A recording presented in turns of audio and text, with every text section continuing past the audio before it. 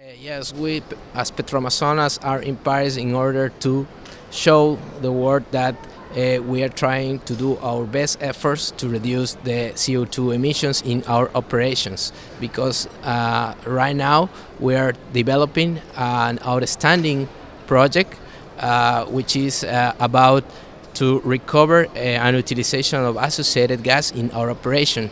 That's very important for us because that is our source of energy.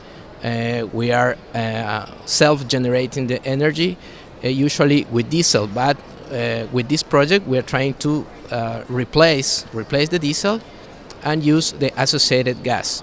With this, we are trying to monetizing the associated gas because business as usual is to flare the gas in Ecuador. And the oil industry has tried many times or promised many times to stop flaring gas, but it seems to be slow progress. Why is it so difficult? It's difficult because I think it's very important to have a framework, an important framework, a political framework. And in Ecuador, we have the support of the government in order to do this effort. So at this moment, the government of Ecuador, through Petroamazonas, has invested around $600 million to develop this project.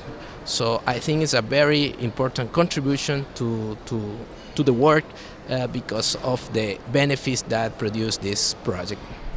Okay, and some campaigners would say that oil companies shouldn't be involved in the climate process, which is ultimately about reducing our dependence on fossil fuels. What would you say to that?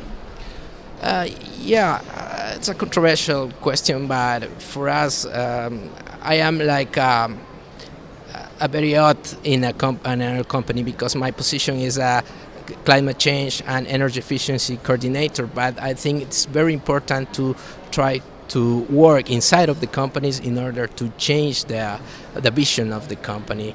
The oil companies, I think that could be contribute to these discussions in like projects, proposing projects like Petroamazonas is proposing now in this COP regarding to the project of recovery and utilization of associated gas.